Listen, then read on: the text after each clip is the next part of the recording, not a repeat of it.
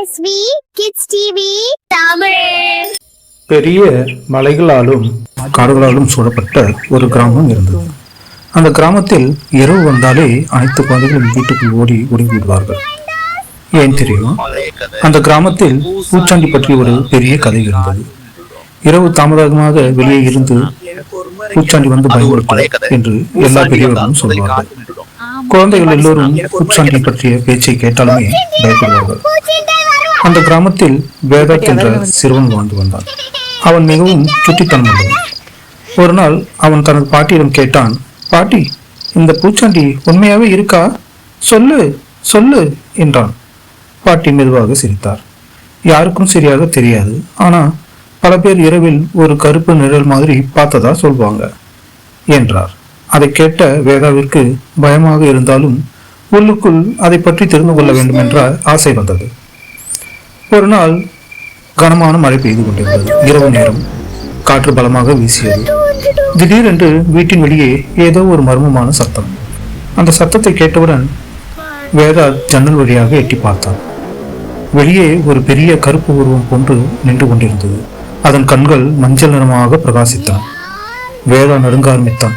அவன் மெதுவாக பூச்சாண்டி என்று சொன்னான். அந்த நேரத்தில் வீட்டின் பின்புறம் ஏதோ ஒரு குரல் கேட்டுக்கொண்டிருந்தது. அந்த குரல் வந்த திசையை நோக்கி வேதா நகர்ந்து சென்று பார்க்கமானான். மழை காரணமாக வெளியே போக முடியவில்லை. அப்போது அந்த கருப்பு உருவம் மெதுவாக அங்கு சென்றதை அவன் கவனித்தான்.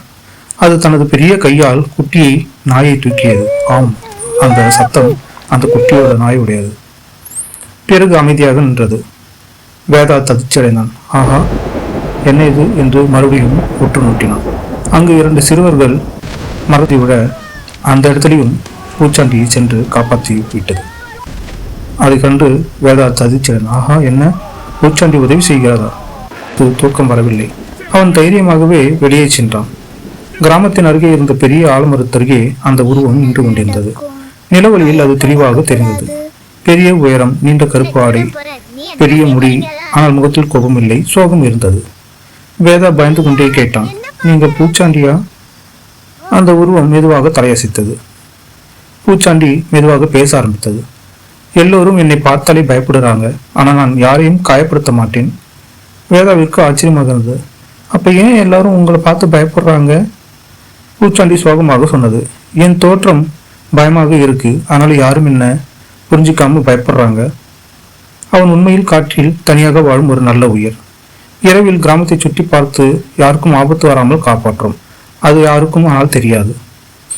சில நாட்கள் கழித்து கிராமத்து குழந்தைகள் காட்டுக்குள் விளையாட சென்றார்கள். அப்போது திடீரென்று பெரிய மழை பெய்து கொண்டிருந்தது. ஆற்றில் வெள்ளம் அதிகரித்தது. குழந்தைகள் நடுங்க ஆரம்பித்தார்கள். தங்கள் வீட்டிற்கு செல்ல வழி தெரியாமல் தவித்தார்கள். அந்த நேரத்தில் இருட்டுக்குள்ளிருந்து பெரிய நிழல் ஒன்று வந்தது.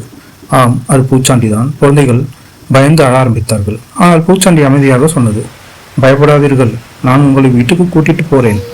அது குழந்தைகளை ஒன்றன் பின் ஒன்றாக பாதுகாப்பாக தூக்கி ஆற்றை கடக்க வைத்தது. அந்த நாள் முதல் கிராம மக்களின் எண்ணம் மாறியது. அவர்கள் புரிந்து கொண்டார்கள், பூச்சாண்டி நம்மளை பயமுறுத்தாது, நம்மளை காயப்படுத்தாது.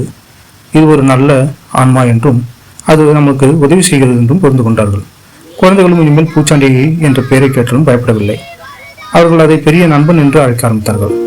பூச்சாண்டியும் பல வருடங்களுக்கு பிறகு முதல் முறையாக மகிழ்ச்சியாக சிரித்தது. கதையின் நன்னறி: யாரையும் தவறாக நினைக்கக்கூடாது. நல்ல மனசு இருந்தால் அனைவரையும் நேசிக்கப்படலாம். பயம் பல நேரம் உண்மையை மறைக்கிறது. எங்கள் வீடியோஸ் பிடித்திருந்தால் லைக் பண்ணுங்க, சப்ஸ்கிரைப் பண்ணுங்க.